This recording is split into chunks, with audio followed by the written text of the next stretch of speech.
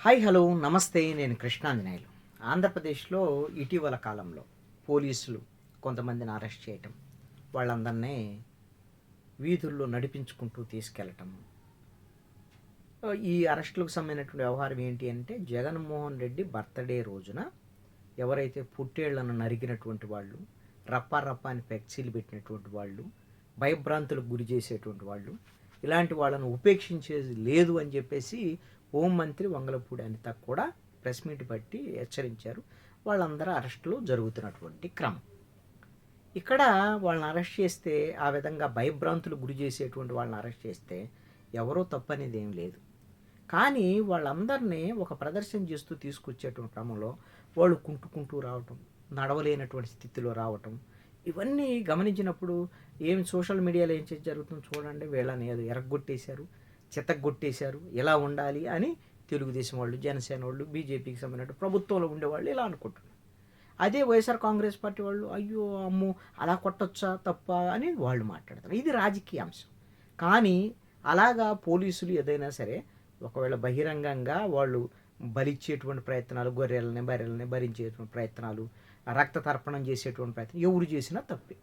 ఖచ్చితంగా వాళ్ళకి చట్టబద్ధంగా ఏ విధంగా అరెస్ట్ చేయాలి ఏంటి, కోర్టులో వాళ్ళని హాజరుపరిచి కోర్టు వాళ్ళకి ఏదైనా సరే రిమాండ్ ఇవ్వటమా, లేకపోతే వాళ్ళకి బెయిల్ ఇవ్వటమా, లేకపోతే వాళ్ళు కోర్టు విచారణ తర్వాత వాళ్ళకి శిక్షలు వేయాలంటే కోర్టు విచారించి శిక్షలు వేయటం అనేది జరిగింది.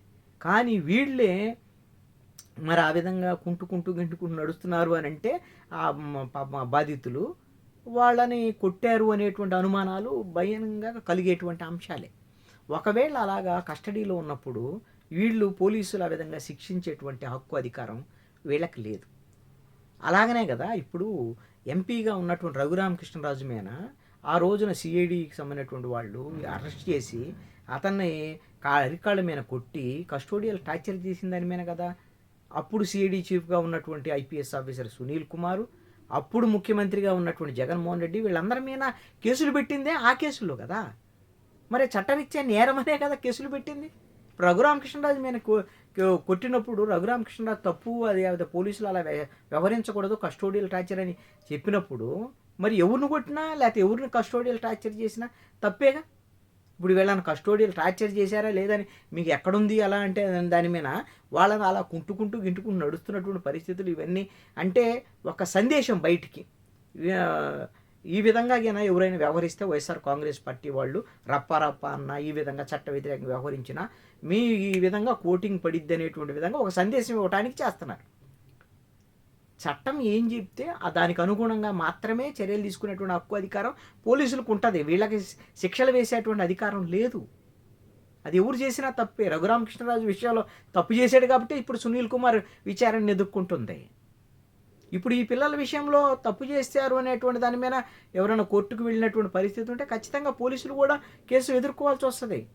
ఐపీసీ సెక్షన్ 330, 331 ప్రకారంగా కస్టోడియల్ టార్చర్ నేరం, అదేవిధంగా భారత న్యాయ సంహితలో ఉన్నటువంటి సెక్షన్ 120 ప్రకారంగా ఖచ్చితంగా కస్టోడియల్ టార్చర్ చేసిన నేరం అది పోలీసుల మీద కూడా దాని మీద విచారించాలి, వాళ్ళకి ఇబ్బంది ఎదుర్కొనేటువంటి పరిస్థితి ఉంటుంది. National human rights commission guidelines ప్రకారం కూడా మానవ హక్కుల ఉల్లంఘన కింద వస్తుంది కస్టోడియల్ టార్చర్కి సంబంధించినటువంటి అంశం. అదేవిధంగా భారత రాజ్యాంగంలోని ఆర్టికల్ 21 ప్రకారంగా జీవించే హక్కును కూడా హరించటమే. ఇప్పుడు వాళ్ళని ఆ విధంగా తీసుకొస్తున్నారు. ఎవరైనా సరే వాళ్ళు నిందితులు, ఒక కేసులో నిందితులు తీసుకొచ్చారు. వాళ్ళ మీద ఎవరైనా దాడి చేశారనుకోండి, సపోజ్ వీళ్ళు ఈ విధంగా చేస్తున్నారు, భయకంపితులను చేస్తున్నారు అనే దాని మీద ఇంకొక రాజకీయ ప్రత్యర్థులు ఎవరైనా వాళ్ళ మీద దాడి చేస్తారు. 4 పోలీసులు ఉంటారు, 10 మంది వచ్చి దాడి చేస్తే ఎవరు దానికి రక్షణ కల్పించాలి? వాళ్ళకి రక్షణ కల్పించాల్సింది ఎవరు?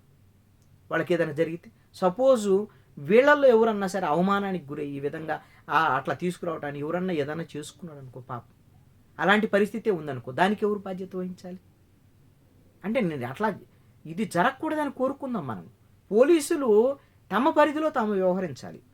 ఇది ఎందుకు ఇంత నేను ఈ అంశాల మీద మాట్లాడుతున్నాను, ఇది వారం 10 రోజుల నుంచి జరుగుతున్నటువంటి అంశాలుగా ఉన్నప్పటికీ కూడా ఈ రోజున డీజీపీ హరీష్ కుమార్ గుప్తా ఆయన ఒక ప్రెస్ కాన్ఫరెన్స్లో ఒక విలేకరు అడిగిన దానికి ఆయన ఒక సమాధానం చెప్పాడు. మాకు పెట్రోలింగ్ వెహికల్స్ లేవు, అందుకోసమని వాళ్ళని నడిపించి తీసుకెళ్తున్నామని ఒక సెటైరిక్గా ఏదో ఒక మాట చెప్పాడు. సెటైరిక్గానే నిజంగానే ఒకవేళ వెహికల్స్ లేవు అనే దాని మీద తీసుకెళ్ళి ఉండొచ్చు. ఈ మాట విన్న తర్వాత నాకు ఒకటేం గుర్తొచ్చింది అని అంటే, వైఎస్ఆర్ కాంగ్రెస్ పార్టీ అధికారంలో ఉన్నప్పుడు అప్పుడు డీజీపీగా ఉన్నటువంటి గౌతమ్ సవాంగ్ ఒక రోజున చంద్రబాబు నాయుడు అమరావతికి సంబంధించినటువంటి నిరసనకారుల దగ్గరికి వెళ్ళేటువంటి క్రమంలో అక్కడ ప్రజలకు సంబంధించినటువంటి అభిప్రాయాలు తెలుసుకోవడానికి ఒక బస్సులో వెళ్ళినటువంటి క్రమంలో ఆ బస్సు మీద రాళ్ళు వేసారు, చెప్పులు వేశారు. వేస్తే అప్పుడు గౌతమ్ సవాంగ్ ఏం చెప్పాడు అంటే, అది నిరసన తెలియజేసి ఉంటారు మాజీ ముఖ్యమంత్రి చంద్రబాబు నాయుడు మీద, మరి చెప్పులు వేసేటువంటిది రాళ్ళు వేసేటువంటిది నిరసనలో భాగం, భారత రాజ్యాంగం ప్రకారంగా నిరసన చేసేటువంటి హక్కు కూడా ఉంది కదా అని ఆ రోజున డీజీపీ మాట్లాడు. ఇప్పుడు ఏముంది, డీజీపీ అలా మాట్లాడిన తర్వాత ఏముంటుంది, నిరసన తెలియజేసిన ఒక రాళ్ళు వేసినోడికి చెప్పులు వేసినోడికి నిరసన తెలియజేసే కాదే. అలాగనే ఏం చేశారు, డీజీపీ ఆఫీస్ పక్కనే ఉన్నటువంటి తెలుగుదేశం పార్టీ ఆఫీస్ మీదకి పోయి దాడులు చేశారు. అదేవిధంగా చంద్రబాబు నాయుడు ఇంటి మీద కర్రలో వేసుకొని పోయి దాడికి ప్రయత్నం చేసినటువంటి పరిస్థితి జోగి రమేష్. ఏం చేశారు పోలీసులు, దాడులు చేసినటువంటి వాళ్ళకి రక్షణ కల్పించినటువంటి పరిస్థితి ఆ రోజున.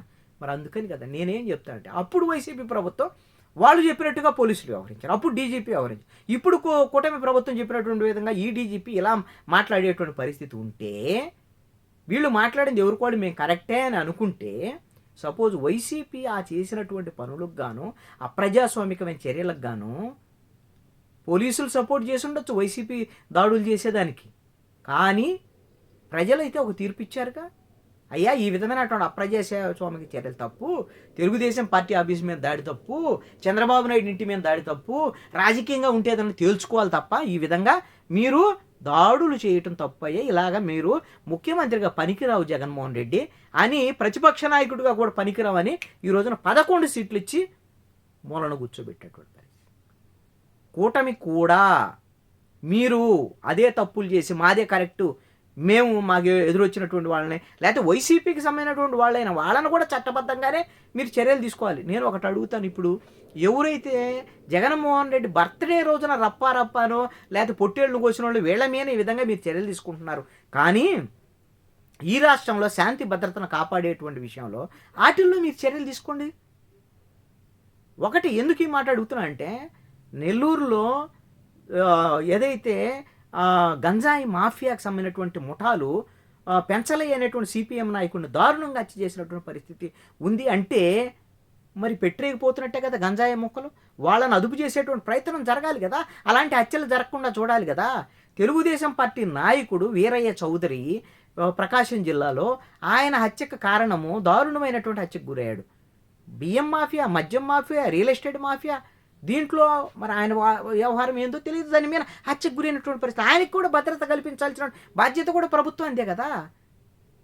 మొన్న ఒక పోలీస్ స్టేషన్ సిఐ మీద ఎవరో కత్తితో నిందితులు పూడ్చినటువంటి పరిస్థితి, అక్కడ గాల్లో కాల్పులు జరపాల్సినటువంటి. అంటే ఈ ఘటనలన్నీ జరుగుతున్నటువంటి, మీరు గంజాయి హత్యలు, దోపిడీలు, దొంగతనాలు, మహిళల మీద జరిగే నేరాలు, వీటి మీద ఎవరైతే నిందితులు ఉన్నారో వాళ్ళని అరెస్ట్ చేసి చట్టబద్ధంగా మీరు కోర్టులకు హాజరుపరిచి ఇంకొకళ్ళు ఇలాంటి చేయకుండా చూసేటువంటి బాధ్యత మనకు 164 సీట్లు ఇచ్చినట్టు కూటమి ప్రభుత్వం చేయాల్సినటువంటి బాధ్యత.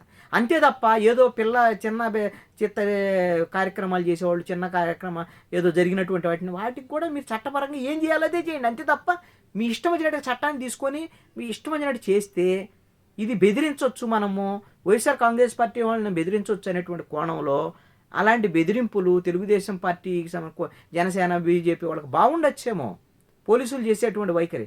ఇదే తెలుగుదేశం జనసేన బీజేపీ వాళ్ళకి వైసీపీ ప్రభుత్వం అధికారంలో ఉన్నప్పుడు ఇలా జరిగితే ఆ రోజున బాధ ఇవన్నీ వచ్చినాయి. ఆ రోజున మేము కూడా తప్పన్నాం ఇట్లాంటి అప్రజాస్వామిక చర్యలు. ఇప్పుడు కూటమి చేసినా సరే ఇప్పుడు తప్పే అని అంటున్నాం. మీరు ఒకసారి పునరాలోచన చేసుకోండి.